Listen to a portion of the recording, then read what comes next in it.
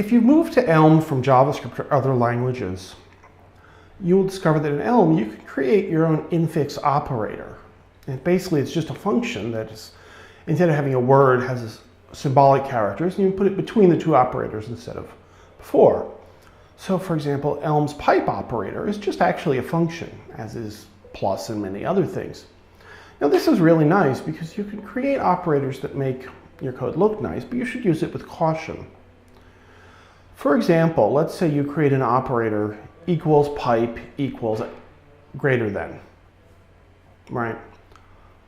Now you can do that. Elm will let you. The compiler knows what to do with it. The problem is 6 months later you come back to your code and you think, what does that do? And what idiot wrote that? And you do a quick git blame and you're like, oh crap, I wrote that. If you're building infix operators into your code, please remember that you're going to have to remember what they do in 6 months.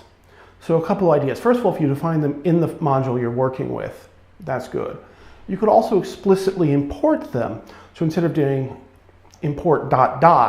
you could import them explicitly. And that way, when you go to read the code later, you can actually say, oh, okay, that comes from over here.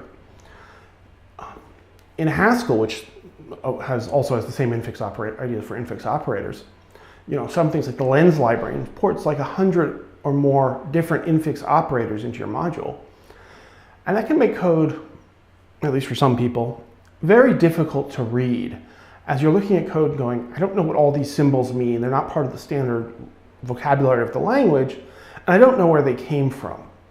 So by all means, create infix operators if they make your code more clear, but understand that in 6 months down the line, when you open the code, you're going to have to understand what they did, and then they make the code a lot less clear. So it is a word of warning.